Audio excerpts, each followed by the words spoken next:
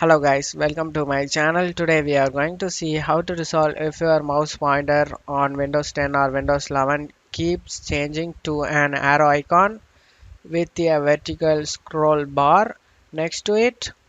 Let's fix it guys. You just need to go to search menu and type control panel. Click on open it guys. Select view by two large icons and you just need to select the mouse and select pointer options. You just need to uncheck this box guys, hide pointer while typing. You just need to uncheck it and select apply and OK for save changes. Hopefully at this point your problem resolved guys. That's it for today's video guys. Give me a like and subscribe. Thank you.